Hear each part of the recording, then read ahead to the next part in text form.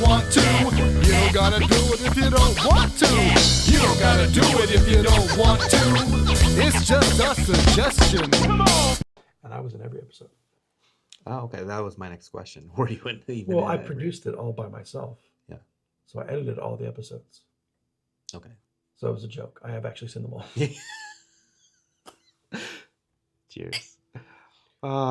Welcome back to the conversation. I am Psych, and joining me as always is, once again, still the 11th letter of the alphabet, letter K. He's letter K. Letter K.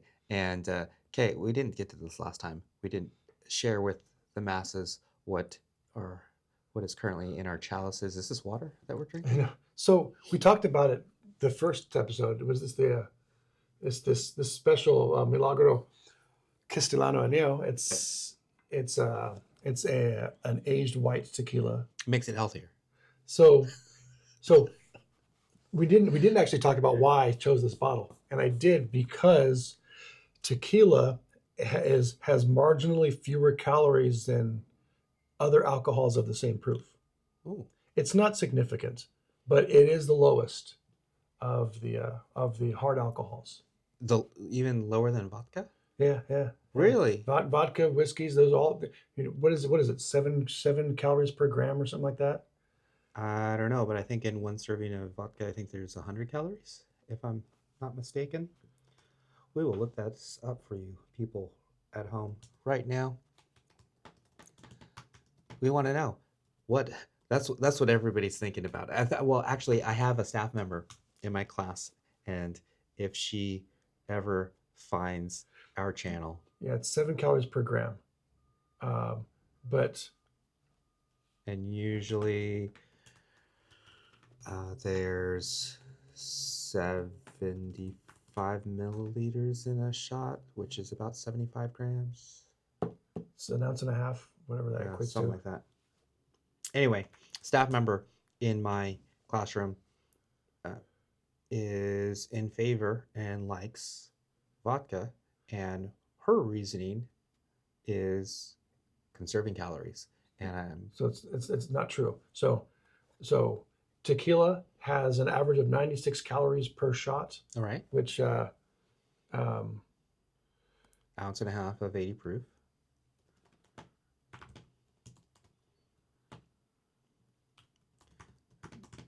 So that is, from what I remember, less than vodka. So, and then for an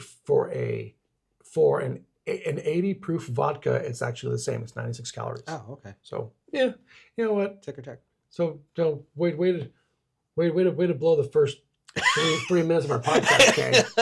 Anyhow, thank you for joining us. Please like, comment, share. Not subscribe. what I wanted to talk about today. So anyway, yes, that's why.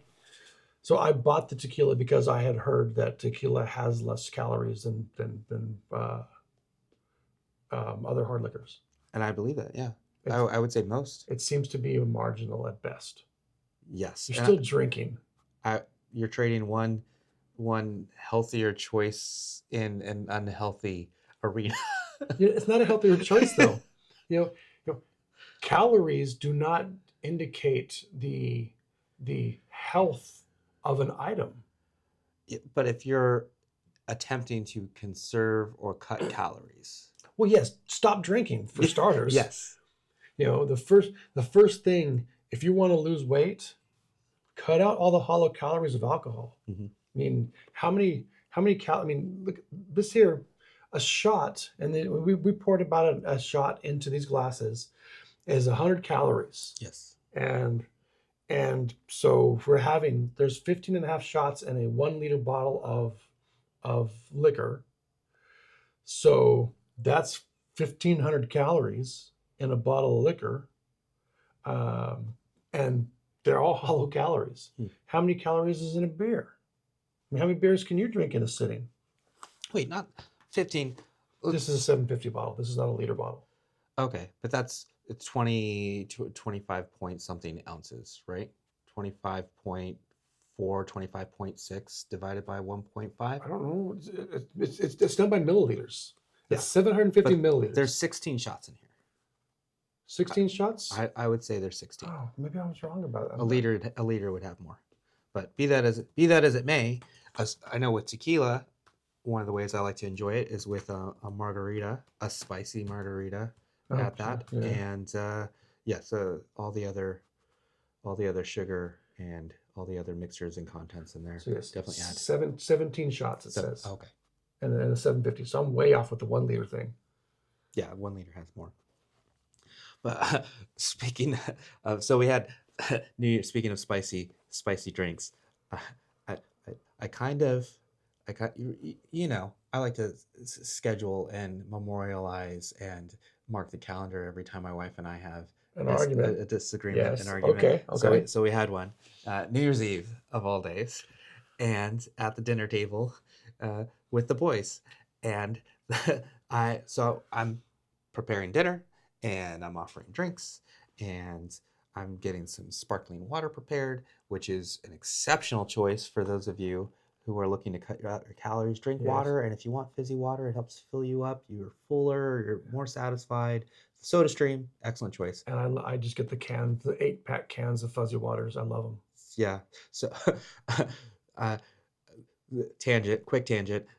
Took my oldest to San Francisco. We went out to Morton's and we got Pellegrino and pours the water. Oldest tastes the water. Is like, this is some weak water.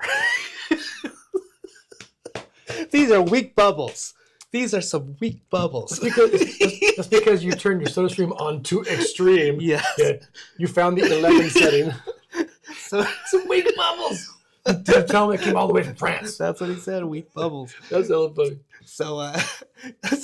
So we're having the soda stream in the kitchen, and I was like, hey, I had some ginger ale mixer.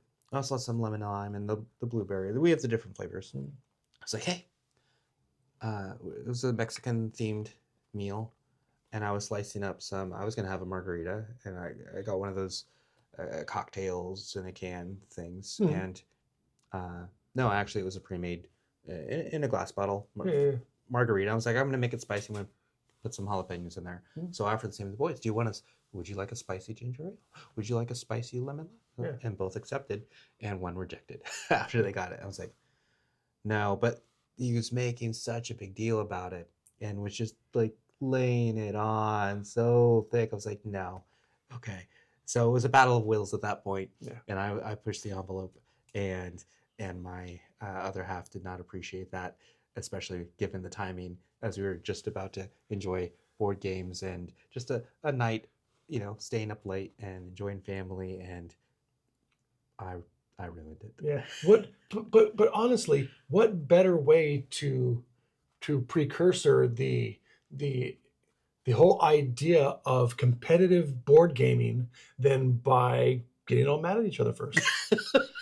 Monopoly is a lot more fun when you really want to screw the people around you. Yeah, no. Anyway, we've all made up since, and it'll be nice to memorialize and have our anniversary of this argument next. That's a terrible day to anniversary something like that on a day that is generally a special occasion. But you do you. So Soda stream works. Yeah. That's good. Yeah, you don't get weak ass bubbles. No, you do not. So last time we were talking about the cost fallacy of better health, and I went on a bit of a mini rant about fast food and such. And you helped. I helped. Yeah. And I don't want to continue that too deeply, but I will say I want to tell a story about a friend of mine who's got an adult daughter who seems to be perpetually broke, even though she's got a pretty good job. She's a shift leader for a retail outfit, makes good money, full time, always broke. And we were talking about why he always broke, or why she's always broke. I wasn't talking to the daughter. And my friend was saying that all she does is Uber and DoorDash. And so there are many ways that lifestyle is going to cost you money. And it's not just immediately. It's down the road too, and I'll get into both of these things. But DoorDash. So I took DoorDash off of my phone. What was it? 2 years ago? I had to do the same. And I know it was something, it was a means to an end during the pandemic and the world's coming to an end. And how do you get food? You want to go out. And But I was using DoorDash even before then, and I liked it. I still think it's cool. Um, as long as you're okay with your food coming cold half the time, no big deal. yeah, But not a fan. but the costs kept increasing to where one week I got something that we always get, and I don't remember what it was, but it was something that we were always getting. Maybe it was always Subway sandwiches. It was Subway. So I got this. We DoorDashed the order, and then the next week I went and got it myself, and it was like a 40% markup to get sandwiches from a mile down the street. So I deleted it from my phone. And I was like, if I'm not going to go out and get it, I don't need it. I don't want it. But I mean, think about the expense of somebody who DoorDashes basically all of their meals. It's an incredible amount of waste when it comes to the money that you have at your disposal that you could be using for a variety of other things. And to know that you're paying surcharge after fee, after tax, after whatever is in somebody's particular locale, in addition to what they're buying, knowing that what you're already purchasing is marked up to begin with. And That's untenable at that point. I couldn't do it. And if you're telling yourself that you're saving time by doing this, I would actually argue that you are wasting time by door dashing, because now you're just sitting there waiting for food when you could be. I mean, you could spend the same amount of time cooking yourself a healthy meal, or you know what? If you're door dashing all your meals, maybe start an exercise program, and every time you DoorDash, you got to work out until they show up. No, anybody who makes the argument, well, when I go to work, I earn this amount per hour, and so if I use my time for this relatively trivial or meaningless task, to them at the time, usually it's not, it's just something that they don't want to do, Right. then they are in fact losing that money. But the thing is, in order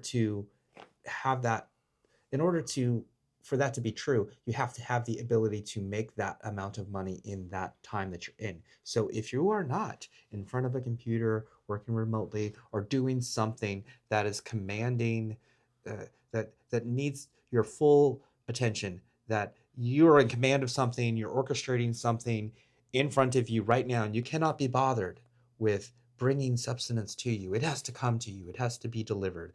And if you're not going to get on, even make it easier. Use Siri, use Google, use Alexa, and have your quick order already ready, and then you just say it, and it arrives in 30 minutes or less, and you're fine. But if you're not actually earning money, then that argument doesn't hold any water. Yeah, and to segue away from the fast food aspect of it, I would say that or the cost of the fast food, actually, I would say that your long-term costs are also there, because anybody who's living off of fast food is hurting themselves down the road. You're going to have health problems. Somebody who's in their 20s or 30s and are living off of fast food, when they get to be our age or in their 50s or in their 60s, that's going to come back to bite them in the ass. The same is true for people that do not exercise now. Yeah.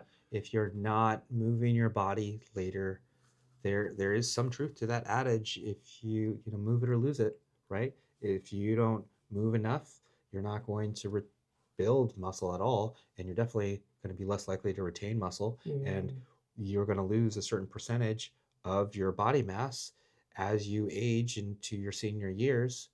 I was watching a podcast recently, and Jay Leno was on it, and he quoted, I didn't fact check him on this yet, but he quoted that after a certain age, or in your senior years, you lose 2% of your body mass, muscle mass per year. And in essence, that's why we see elderly people, and it kind of appears like they're shrinking. Like, are they getting there? Yeah, many of them are getting smaller, but as they lose strength and as they lose mobility, they're going to lose the ability to complete daily tasks. The things that people take for granted are going to be feats of strength for them when they reach those years, if they are not taking care of their bodies now. So it says studies show that after the age of 30, muscle mass tends to decline at a rate of about 3 to 8% per decade, and then increases after age 60. So, and then per decade. yes, and okay. then, He might have said decade. and then bone mass decreases, especially in women, as you get even older. So it happens, but maybe not at the rate that Jay Leno was saying. Yeah, he had the right idea. I may have misquoted what he was saying. He was also on a podcast that was serving drinks, although he wasn't drinking. He is an extremely healthy person, and he's not a vegetables guy. He doesn't eat vegetables. Apparently, he's just meat, huh? For the most part. Maybe potatoes. Maybe he strikes me as a meat and potatoes guy. But he said he had vegetables when he was 7 and decided he didn't like them, and so he So first, move it or lose it. You're using that wrong. That literally means move your ass or I'm going to take it. That's a totally different use of that phrase. Really? But, okay, I haven't heard in that context. Yeah, that's what it is. It's when you're sitting on the when you're sitting in the driver's seat of your dad's pickup truck, and he's coming back from the store and getting ready to leave, and he opens the car door and he's like, "All right, kid, move it or lose it." Telling you to get your ass over so you can get in the driver's seat. No, I've never heard it in that. I'm interested to hear in what context you have heard that. Oh, the one I just described. Oh, man. Moving one's physical body. You lived a sweetheart of a childhood, if that's how you have heard that phrase used. Anyhow, yes, so talking about the health aspects of it, yes. You mentioned the cost. And these costs are not monetary. They are the cost to your health and well-being that you will pay for later. And I think that people, when you're in your 20s and 30s, and even you get people in their 40s, they're either like, no, I'm fine because this is my body, this is who I am, and I think that's great. And then you got this body positivity movement that's convincing people to stay stuck in their unhealthy bodies, and then the unfortunate thing is many of those influencers are passing away. Yeah. But they've created this movement. It's beyond beyond a group of people now. Now it's bigger than them. Yes. But we're going to find that now these people are going to get into. They're going to get our age. They're going to get 50s. They're going to get 60s, hopefully, and they're going to be that whole swath of Americans who just constantly complain. They're the ones that joke about how it's hard to get up, in the morning, and how your body doesn't work like it used to. When it doesn't have to be like that, you just have to invest in yourself earlier.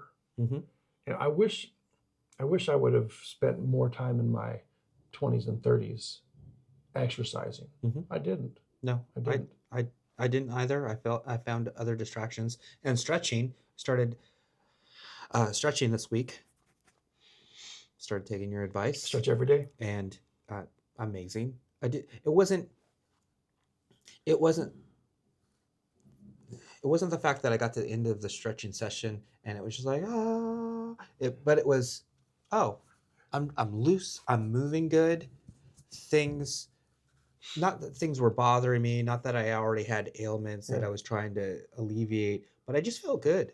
And so with that, and if it's going to help me gain flexibility, which it ultimately will, if I do it consistently, that is well worth it. Yeah. My body is, my left side of my body is underdeveloped compared to my right side. I mean, it's not noticeable unless it is, but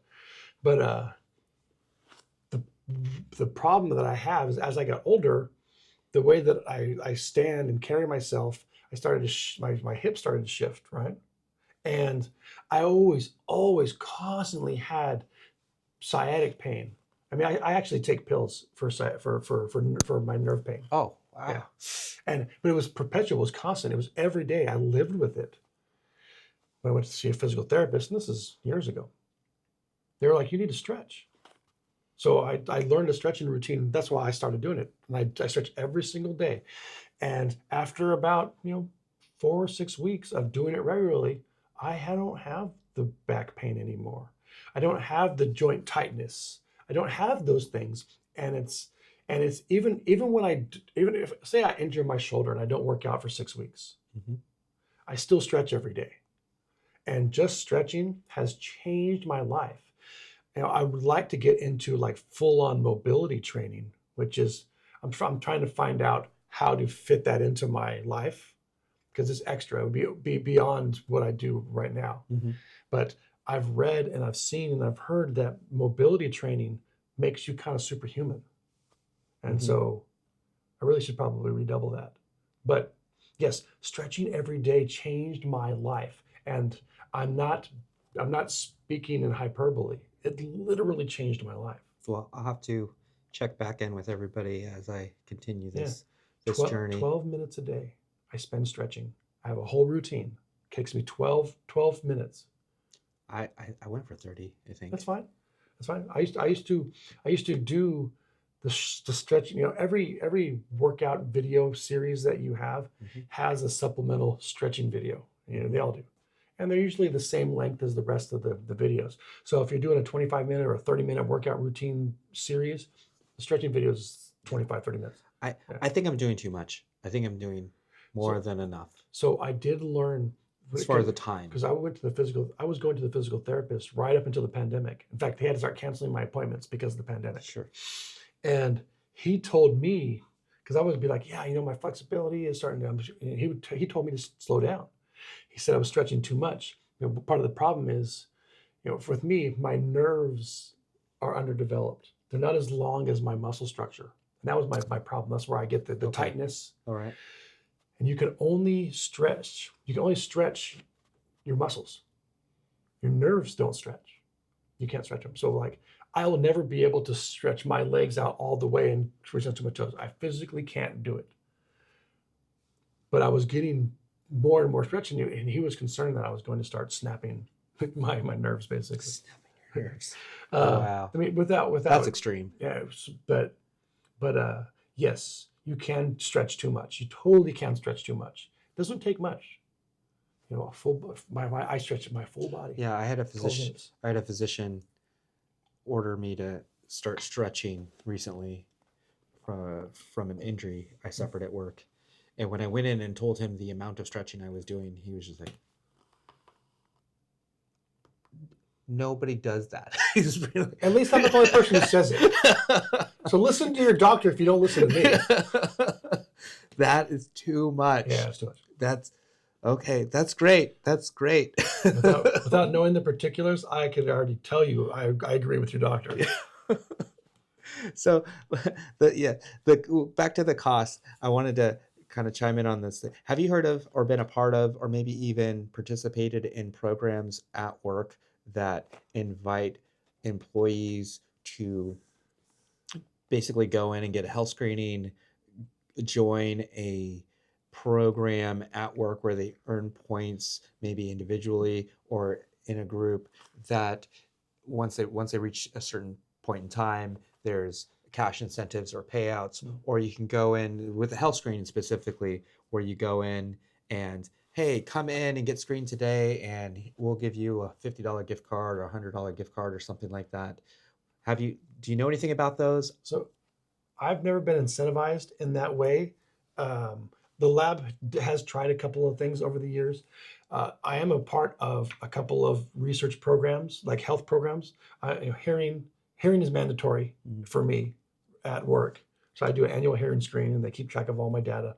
I'm also in the asbestos screening program because we do deal with old buildings and walls, and there's some asbestos in the mastic and stuff like that. It's not crazy.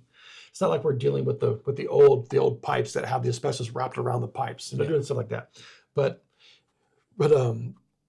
I have and I've been a part of the blood work program at work. They have a thing called One and Done, where they come in, they pick your finger and then they give you all kinds of results. Kind of fun.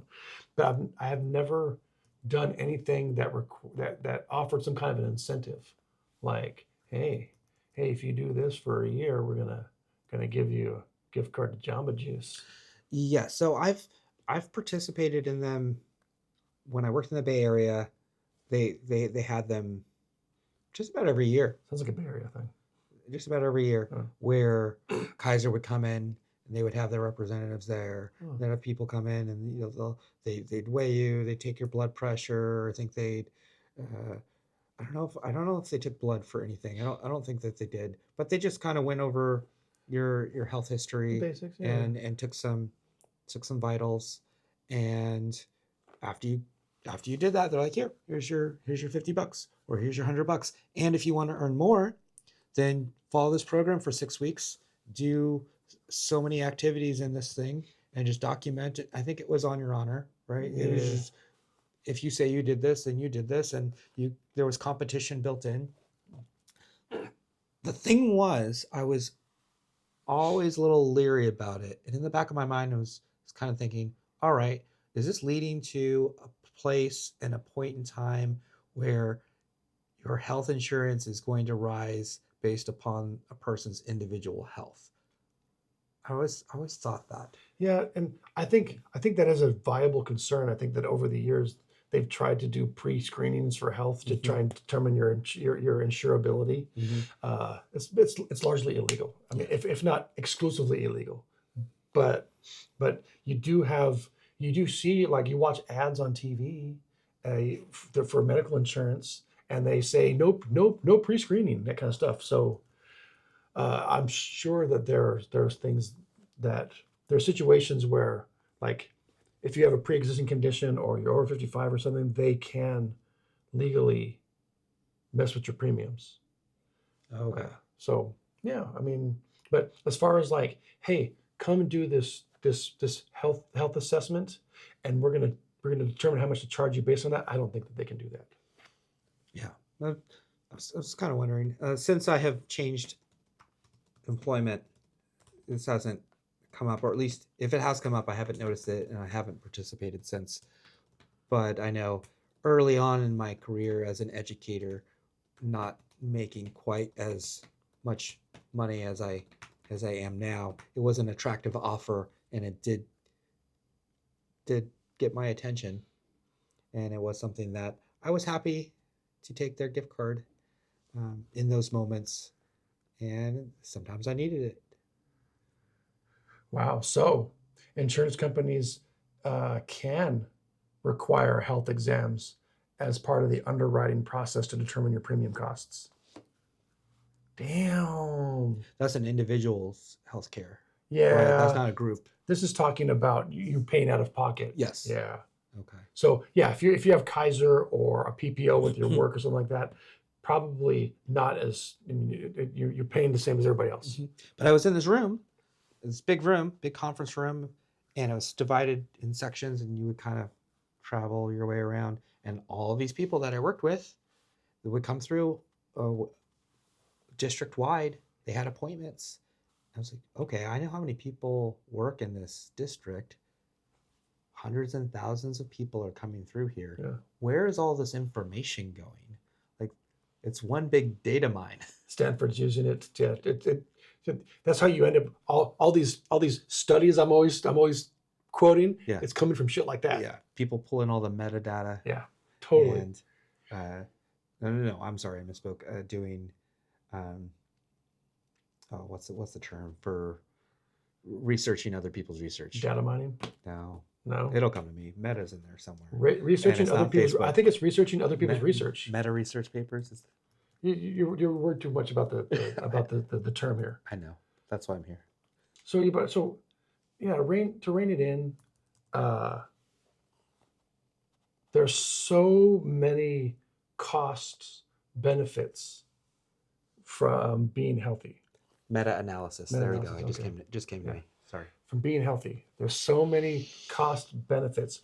And it's a lot like investing. And we talked about investing and how people need to spend all their money now. They don't see the benefit of setting some of it aside and watching it grow over time. But it's the same with health. You put in the time now, eating better, exercising, all of these things are going to have a benefit throughout your life. And you may not see them today or tomorrow or in your 30s Mhm. or in your 40s, but I guarantee you, you're going to see them in your 70s. Yes. I know my mother, when she chose to change her lifestyle and in regards to health and fitness and change the way she physically appeared and how much she was able to do physically, her motivation at the time was, I want to be able to get on the floor with my grandchildren and play. Yeah. And I want to be able to get off the floor when when we're done, right? Just getting up and down. And to be able to do that at that age, if you want to do those things with them in the future, which they didn't exist yet, right? So she was forward thinking ahead. Those sorts of things. I know Dr. Peter Attia, he's got this whole test that he has devised.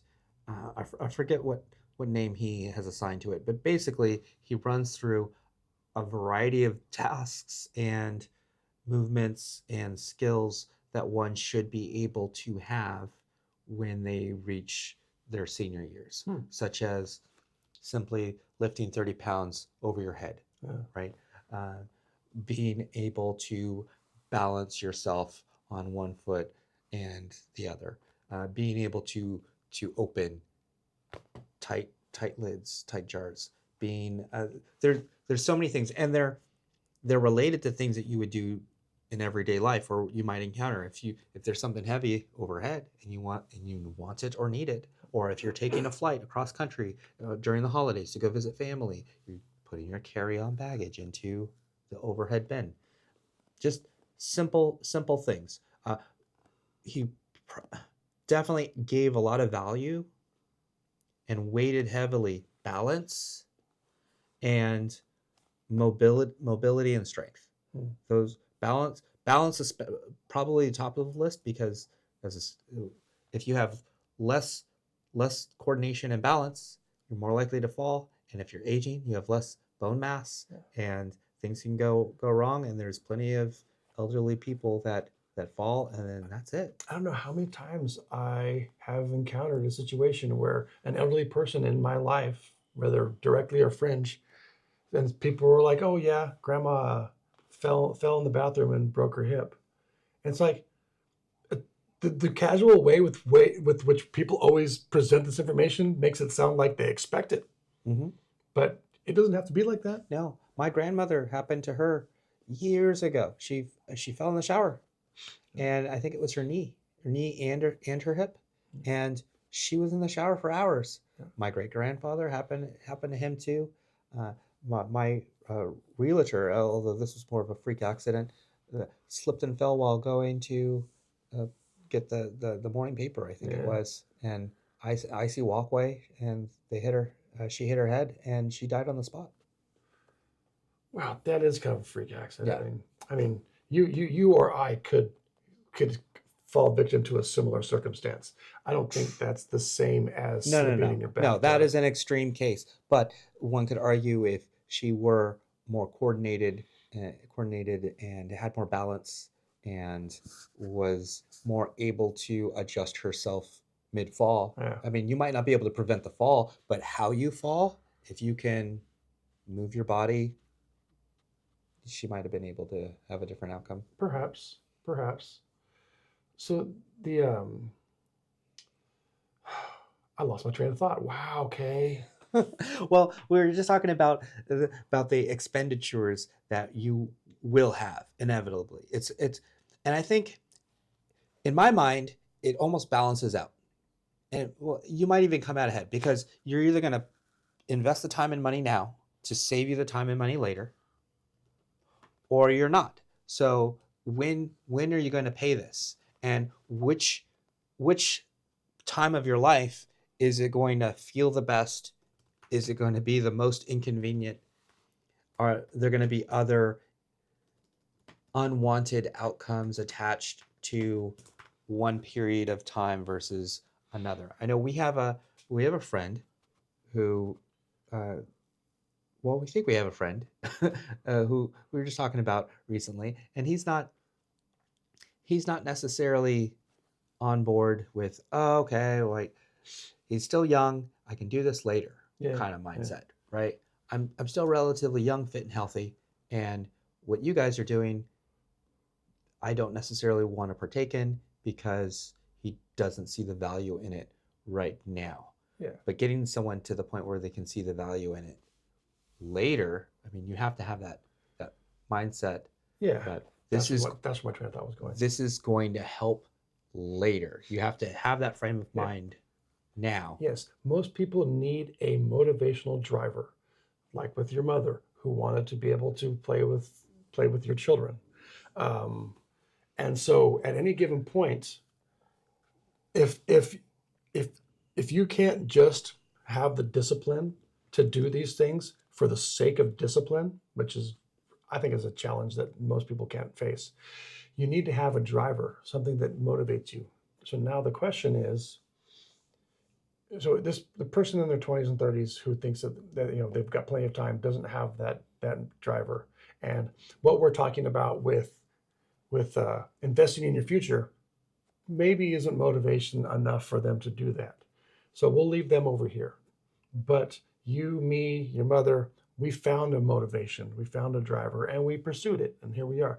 So now what happens when you reach that goal and your motivation to continue is no longer sustainable because you've won, you've beaten the game, you've got the, how do you start writing the sequel? How do you change your motivation? You have to present another challenge. There has to be another problem to solve. You have to find what is that going to be for you. Okay, so for somebody initially, if their initial why was, I want to lose 30 pounds. Okay, all right, great. Let's figure out how to lose the 30 pounds. I'm presuming this is 30 pounds of unwanted fat. Okay, nobody wants to lose 30 pounds of muscle, or they shouldn't. Except for Dave Bautista. Yeah, he's shrunk down, hasn't he? Hasn't he? Considerably. And John Cena too. He's less a little bit more petite now. Well, you can't. It's unsustainable. You can't do all the action movie stuff when you can't clap your hands. Yeah, and you have to eat and eat and eat. But them aside, yes, somebody wants to drop some weight. Great, all right. Then they do it. Well, then there's got to be the next goal. Okay, you're at this weight. You like what you weigh. Would you like to be stronger? Yeah, I think I'd like to be a little bit stronger. Or would you like to? Okay, so let's do that. Let's build some strength in there. All right, build some strength, build a little bit of muscle. All right, I've done it. Okay, however long it took. Let's regardless of the timeline. Okay, well, maybe the next goal could possibly be mobility. All right, you're at the weight you want to be, and you have the strength you want to be. Can you move with your new body and your new strength? Okay, well, maybe not. Okay, stretching, mobility training, and so on and so forth. And then, okay, well, do you want to be fast? Do you want to be faster in certain things? Do you want to be able to run faster, walk faster, or run and walk for longer sessions, for longer distances? Do you whatever it may be? There's always something else. Maybe it's after all of that, maybe it's really taking a deep dive into their nutrition and how their body reacts to food and how they're feeling. Maybe they can make how they feel after a meal even better than what it has been. So I think the pursuit of that next goal, having that future goal in mind is paramount. And anybody who's ever had a trainer or anybody who's ever paid for a program always knows or has known that the goals dictate the program, and the programs don't last forever. Usually it's about 12 weeks, right? For most things. Okay, we're going to do this for 12 weeks. We're going to see where we're at, and then we're going to take all of that information in, and we're going to make decisions after that. And whatever we decide the new goals are, maybe we have the same goal for another 12 weeks. Maybe we have a new goal for the next 12 weeks. Maybe we redraft our current goal and we take it back to the drawing board and we tweak it a little bit, and it's mostly the same, but with this and this and this changed. And we do that for another 12 weeks. But there has to be something else.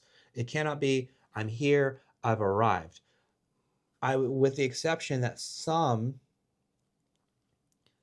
if they get to the point where they just purely want to sustain and they're happy with their habits and they've already proven to themselves that they can sustain their current level of activity and they can maintain their diet, they've got that locked in, it's second nature, they don't really need to do anything else, and they're satisfied, with the exception of those people. For those that need some extra motivation to keep going, well, then you have to create something else to do. Yeah. And yeah, don't worry about we're not going to worry about the people who have the discipline, who have successfully incorporated that into life. That's me. That's what, I just do it. Yeah. But it took me a long time to get there. And I needed all those motivations. I needed the help, and I needed the guidance, and I needed the goals. So here's my idea. We already know that one of the big reasons why people stop is their goals are unattainable. Mm-hmm. They're too lofty. So yes, trying to do all this stuff all at once, not going to work. You're going to get frustrated. You're going to quit. You're not going to see the results fast enough. You can't do it. But then you've got so many people, and you've probably encountered this plenty in your life. You've got so many people who are like, I want to, short-term goals. I want to lose this weight for this thing. I want to lose 10 pounds for the high school reunion. I want to lose 30 pounds for my wedding. Sure. That kind of stuff. And when they get there, then it all goes away. My idea is a concept which I will call compound goals. Compound goals. You need to have attainable, bite-sized goals that all compound on one another in a row. It starts with losing 10 pounds, and it starts with starting a weight program and sticking with it for 12 weeks. And it starts with, and so you leapfrog these concepts, and so you have to constantly be evolving your fitness plan and your health goals so that when you reach this goal, there's another one waiting, and you turn the corner and there's another one down the road. So start at the end and work your way backwards. I want a perfect physique, perfect health, perfect fitness. And then, okay, before that, and then before that, and then before that, and work your way all the way back to, it's like just, you want to properly sequence those. Yes. And it's like playing the game of life. You roll the dice and you move that number of squares, and you got to go navigate through the board, and so don't set yourself one goal, set yourself one very attainable, very digestible goal, and the goal beyond it, and the goal beyond that. And you don't have to decide your whole plot right now, but know what's going to happen after you reach that first goal. Mm-hmm. Yes, you wanted to lose 20 pounds so you could go to your sister's wedding. That's great. But after your sister's wedding, have something else. Have the next thing. Mm-hmm. And then that thing has another thing, and you're going to find that eventually you're just doing life better. The A in SMART goals, the attainable part, is arguably it's probably the most important, because if your goal is not attainable, well, then you should cease everything else. You don't need to plan or plot out whether something is specific and measurable and relevant and time based and all. You don't have to do all of that other stuff. If the goal isn't attainable, well, then just stop. You have to go back to the drawing board. You have to figure out a new idea. You really want a goal? We get that. Okay, well, this goal, at least maybe not never, but not now. Okay, so let's figure out what you can get.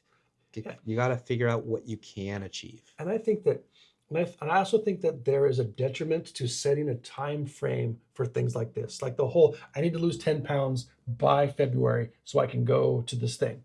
I think that kind of shoots you in the foot too. I think we need to go back to what we were saying originally about finding ways to incorporate this into your life, taking a little bit out here and inserting this in its place. Mm-hmm. And don't make it about deadlines. Make it about a continuance, a perpetual cycle of better health. A lifelong learning. I mean, in the world of education, Lifelong lifting. which I completely subscribe to the whole lifelong learning philosophy, Yeah. right? It doesn't matter if somebody stops school at high school, well, they should continue to learn. If somebody goes to college for 4 years and then they're done with their formal schooling, their education, so to speak, they should be continually learning. And I think with our education, maybe, I mean, if I were to step in and just redo everything, it it wouldn't be as time based, like you were saying, where You would cut out the time element of your life? That's a surprise. yes, I would completely remove it. It's not a time is nothing. Meaningless. Meaningless. Okay, but I mean, take high school. High school's 4 years, right? Mhm. And somebody can go all 4 years and then they're done with high school. Yeah. But you can have someone who goes all 4 years and they learned 90% of the material and they retained it. And then this person, they only got 60% of the material and we passed them. And this person, they got 51% and we're like, okay, you know, that's good enough. You're out of here, right? So schooling or learning, it was just like anything. If I want to learn something here on my computer, I don't stop after, I'm going to learn this for 10 minutes. Okay. And if, regardless of whether I learned it or not, 10 minutes is all I'm going to spend, right? That would be ridiculous, right? Ooh, and high school, it's, well, you spend these 4 years and you're out of here, as opposed to gauging whether or not they should progress and move on based on what they actually learned and what they actually achieved. Okay, now write me an essay that equates that monologue to better health. Well, because with what you were just saying, with the goals, and the goals, let's lose the 10 pounds. Okay, great. Well, 10 pounds in 10 weeks. Okay, don't make it about the 10 weeks. Let's just, maybe that could, I mean, maybe that's a safe, we know that that's a safe period of time to lose that 10 pounds, but just lose the 10 pounds. All right, if it's 10 weeks, if it's 20 weeks, if it's just follow that process all the way through. I think many people, when they get to the end of the time, they go, I failed. Win, lose, or fail, you're done. I failed, and I'm not doing this again. I'm too defeated. Yes.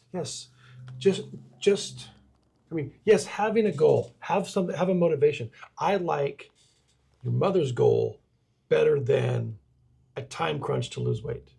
Because her goal has a continuance and it requires continuous care. Yeah. I didn't tell her, I'm having kids tomorrow.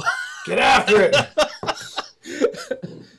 But so her goal has a lifelong learning aspect to it. She has to continue it forever. There you go. She was required, in order to meet that goal, to find a way to incorporate the better health into her life. Yeah, especially with grandchildren, because as they age, children get more active. Yeah. They get bigger, stronger, faster, right? And if you want to keep up with them, then you are also going to have to be at least at the minimum level where they're going to continue to want to interact with you. Yeah. And as being a parent, it's the same way. My kids they're growing up and they're involving themselves in things that are more physical. And if I want to participate with them, I am going to have to stay at a certain, at least a base level, fitness level, where they're going to receive enough enjoyment and positive reinforcement to allow me to continue to have the privilege of participating with them. Yeah, if you're winded and need to go back inside and all your kid wanted to do was go play catch in the yard, you got to reevaluate your life. Mm-hmm. But I mean, you don't have to run cross country with your kid. Let them do that by themselves. Well, actually, he wants to do that with me. I know he wants to do it with you. But if you are setting that goal, it's meaningful. It has a long-term purpose, and even if you eventually can't do it, that's why compound goals are a good idea. Say you don't lose that 10 pounds in 10 weeks. You get to the 10 weeks, you only lost 6 pounds, but you already have a goal beyond that. Just keep going. New goal, lose 4 pounds. Lose 4 pounds. Keep going. Lose 4 pounds. Don't make it about this. Make it about this. Yeah. You gotta. I was waiting for thunder and lightning to appear. Thunderbolts and lightning. Yeah. Yes. It's being consistent in setting new goals. And if I mean, think about it. If somebody ceases to replace their goals, if just as a thought experiment, imagine somebody with no goals. Maybe they had them and they've exhausted them all. And now they're goalless. They're at the end. Okay, so then what? Then what? You always have to have something to strive to. It's what gets you up in the morning. Yeah, You know, humans do. mostly it's money. Yeah. You get up and go to work because you need money. Life's expensive. And it seems rather natural that we do that, but it's a driving force. It's a goal. Mm-hmm. Your goal is to get paid. Survive. You just have to survive. You just have to survive. But you don't just have to survive. You have to do better than survive. You have to thrive. And that was the whole point of this whole series, was that so many people in this world are just existing when, with very little effort and very little change in the way that they are existing, they can thrive. So I'm reminded of a recent conversation I had with an employee at work, and they do not have that mindset. And even when I presented many of their own thoughts and notions differently and offered avenues to consider or explore possible solutions, no, it was the conversation just ended just before they said, no, I don't want to hear anything more from you. Stop talking to me about this. Yeah. Like, it didn't rise to that level, but it was not going anywhere that was positive. It was really negative. And I was defeated for them. Yeah. I felt terrible that they felt that way. That sounds like we're encroaching into mental health. Perhaps. And we do know that mental health is, I mean, you can't do anything that we're suggesting or prescribing as far as one's physical body being maintained and one's health and fitness getting to a level where it's thriving, unless you have taken care of your mind. Yeah. Maybe that's what we lead into for our next discussion. Just get into mental health. I don't know. Although there are those that think people that we see every day on our streams and on the socials, they're working out to an extent that is absolutely insane. They must be out of their mind to be engaging in those things. Maybe some of them are. Yeah. There's obviously a mental health crisis tied to social media. Yeah. Mental health. I'm not against continuing this conversation with a little bit of mental health. I think, as far as all of the physical health, as far as providing, or removing excuses and explanations that could prevent somebody from embarking on this journey and at least giving it a try. I think we solved it. We solved it. Yeah.